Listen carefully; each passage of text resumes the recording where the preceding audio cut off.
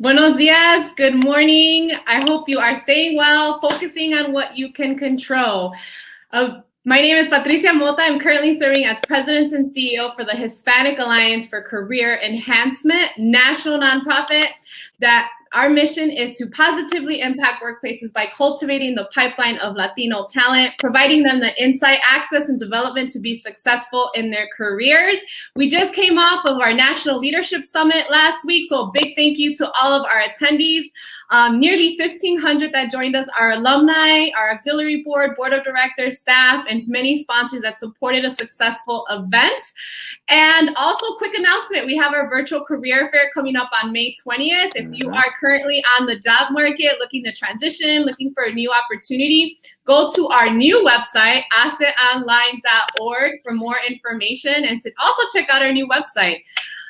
Welcome to our Cafecito con ACE. Good morning to our special guest. We get to feature our very own staff member every now and then. And today we have Roger Castilla, who's our Partnership Engagement Manager. Buenos dias, Roger. Buenos dias, Patricia. How you guys doing today? My name is Roger Castilla, as Patricia mentioned. New to ACE, a little over 2 months, but learning really quick.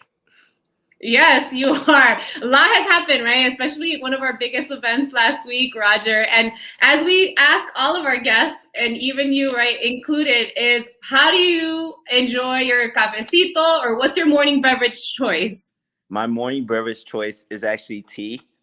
But don't get me wrong, I've tried all kind of cafecito. We're talking about mocha, we're talking about espresso. It's just that I never got the taste down for it. And but definitely the tea for me. What kind of tea? Green tea for the most part, and then sometimes the ginger tea also. And I put a little bit of lime. Lime, no azúcar, no sugar, just plain. Okay, good. I need to shift more to tea. Typically, I do better in the afternoon if I'm feeling like I want to grab that cup of coffee. I like, all right, let's do a cup of tea instead. So that's good. Roger, let's share with our audience, folks that are tuning in on our YouTube, our LinkedIn, our Facebook channels. Who is Roger? Share with us your background. Roger Castilla, my first generation here in United States born. My parents were from the Dominican Republic. I was born in the Bronx, New York. Moved here to Indiana, where I'm currently at, Indianapolis. Went to school out here. Major in finance with a minor in economics. Did a lot of, I've been through many jobs. What I really understand is like, through experience, you understand. Sometimes you don't know what you want, but through experience, you realize what you don't want. And what I realized is that I wanted to help and I wanted to be paid forward to the next generation and for my people too, my culture. And not only that, but be example here in the society. So ACE has been that. And I'm glad to be a part of this team and being able to have some more purpose in what I do every day. So that's Roger. Always living and having a good time and always smiling. Always want to lead with a smile because never know who's having that bad day, but the smile can change everything. Always lead with a smile, Roger, and I can attest to that. Being in meetings and working with you, you are always leading with a smile and super engaged. And we are happy to have you and grateful to have you on the ACE team as well. And to our fellow, we have a lot of Dominicanos that are tuning in. So, and a lot of our members and alumni that are also in the New York and based in the Bronx and the outskirts as well. So a shout out. Thank you for sharing. So tell us, Roger, this year, as you know, as our listeners know, we've been leading with our theme that we lead at the intersection of identity, equity, and unity. Not only did this resonate during our summit, but it'll continue to resonate and we'll share it throughout the year during our different events as well. Identity being ensuring that folks are embracing the intersectional identities that we each bring to the table.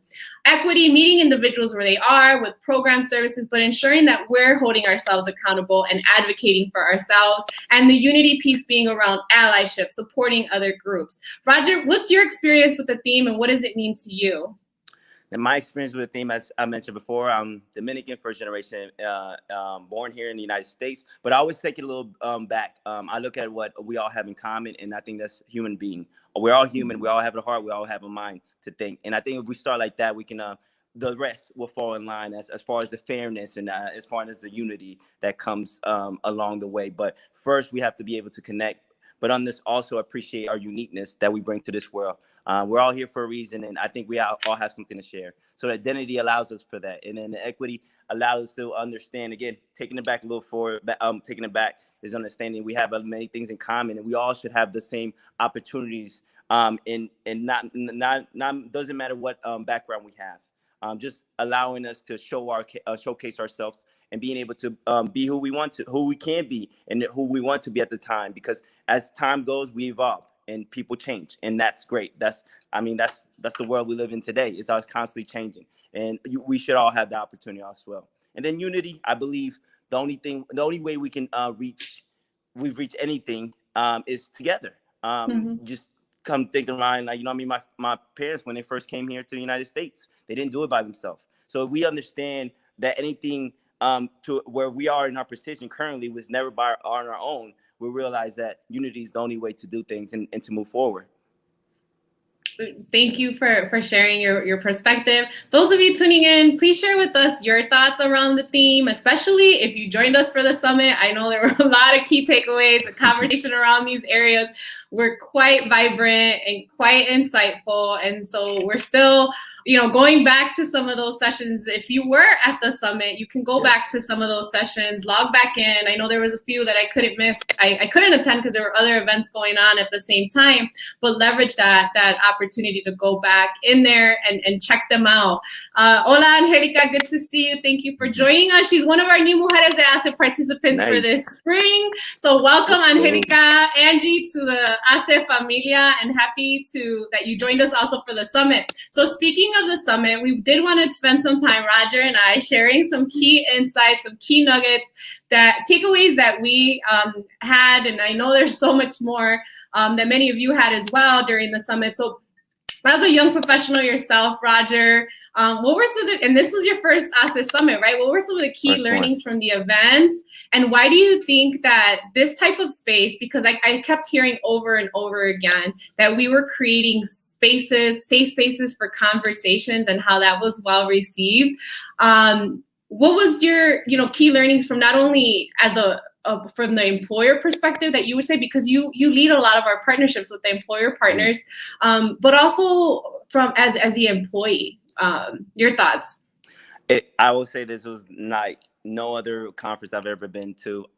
Most of the time, and it has we did have our theme, but it opened the doors for much more, and allowed us, like you said, that open space to have these conversations that needs to be had, that we think constantly, or we have with our friends and our family in a small niche, but we need to open it up for the world, because we all have the same thoughts and we all have the same questions. But allowing that space and environment that the National Summit leadership that's how we grow. And I've learned so many things. Like you hear one thing, but you see it and hear it so many other ways that you catch something different. And that's what a lot of the sessions, like, I've heard it before, but I've never heard it this way.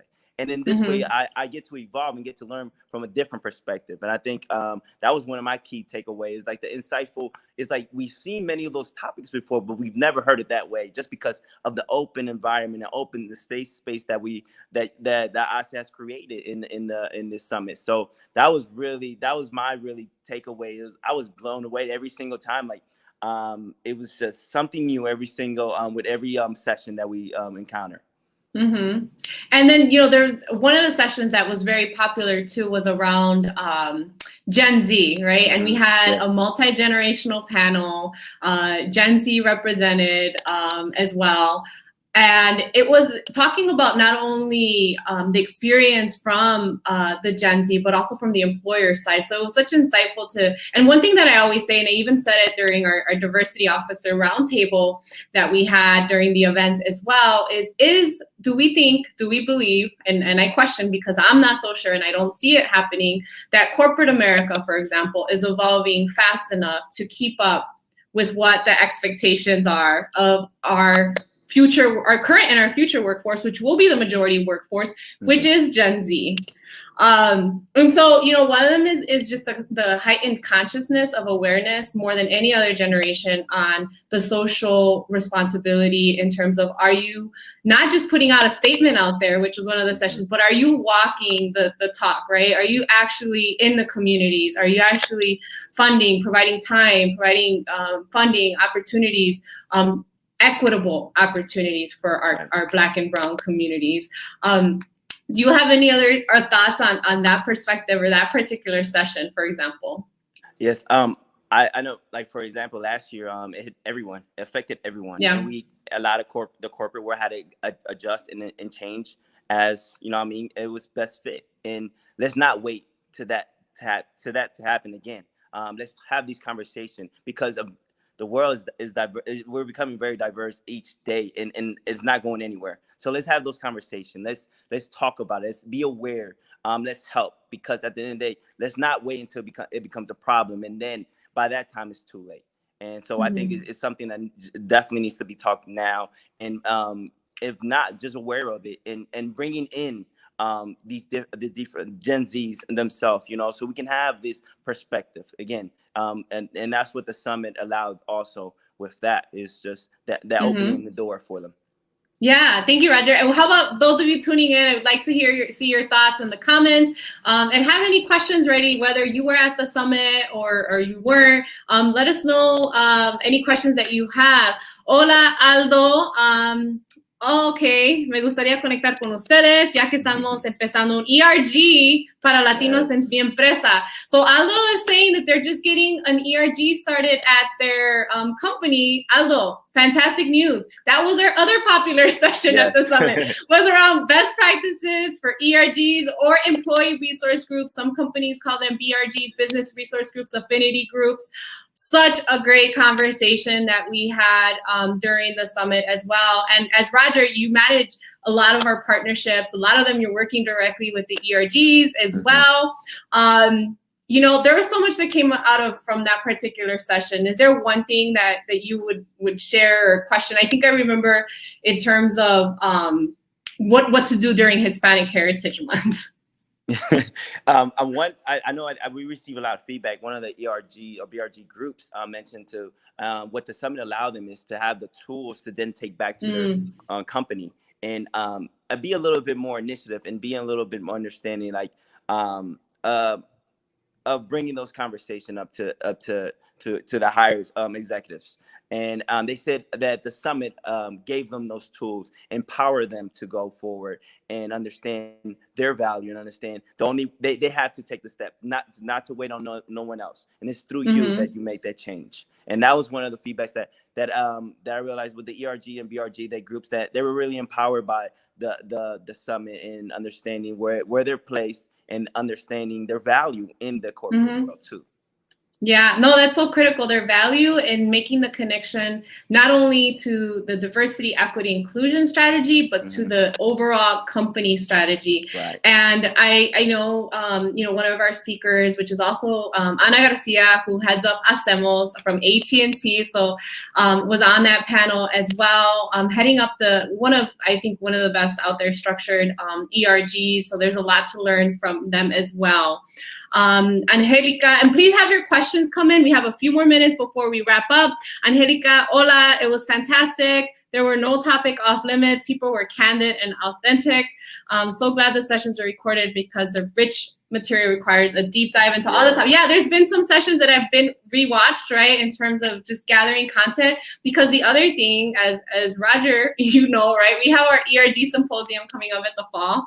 And so that's another opportunity to be able to share best practices. We have our good colleague, Niraj, here. Great job. He has done a great job. What are your thoughts on working virtually for the young generation?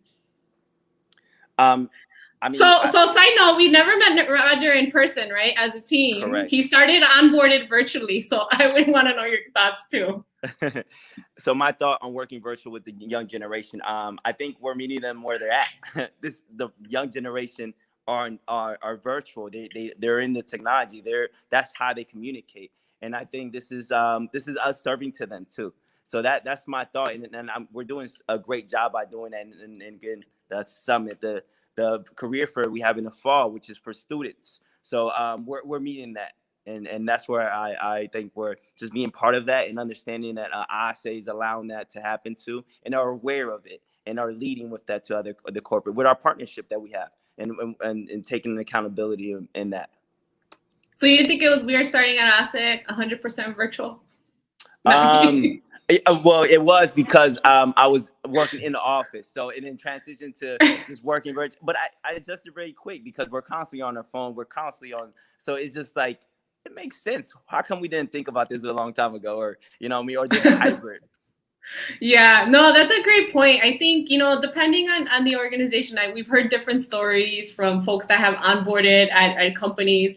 I will say one thing that we have done really well as a team, especially with so many new team members, is making sure we're making these weekly video connects, right? Where we're at least touching base together as a team, checking in, seeing one another, allowing space for conversation. And so I think that has definitely helped a lot, but it's not always easy. And so we are looking at some point to get together with all of our team in person. It'll happen soon so that we can make that face-to-face connection. Those of you who want to hear any questions or any thoughts, whether it was on the summit, whether it's on being onboarded to a new organization virtually, because Niraj, that was a great question. Yes. Or even your thoughts on the theme. Aldo, what resources can ASA have available to get more involved, to connect with your team? So I'll start off. One is check out our new website, asaonline.org. There's you can access some of the recorded webinars we've had in the past as free resources as well.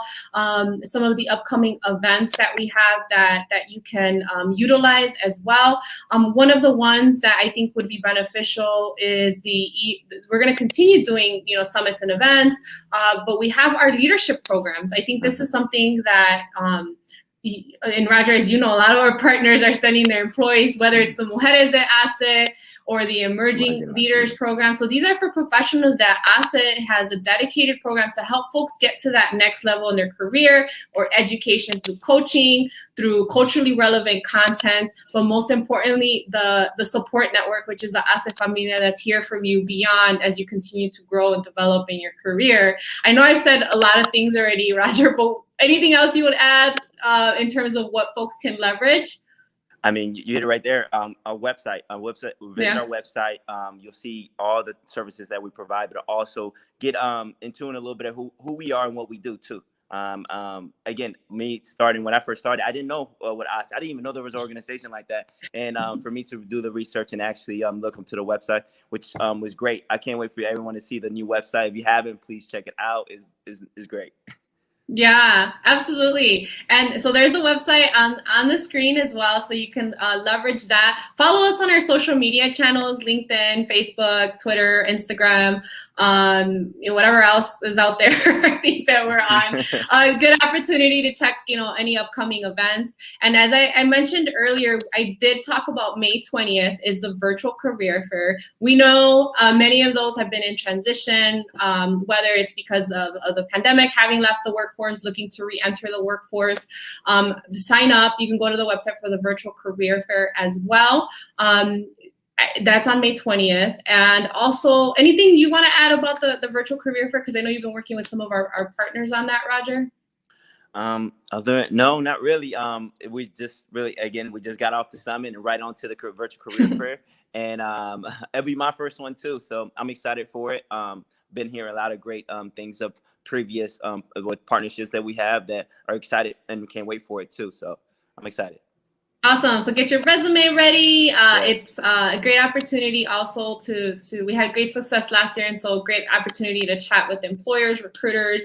Sometimes we have ERG leaders, which is great to have them that are representing the company that are involved, that they can give you some additional insight as well.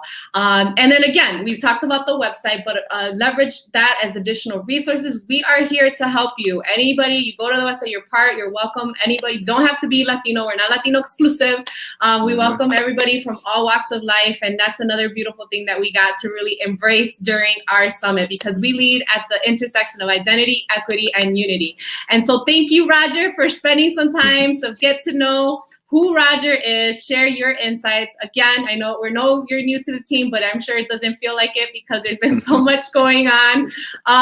And to all of you tuning in, thank you for joining our Cafecito con HACE. Hasta la próxima. Take care. Thank you. Bye-bye. Bye-bye.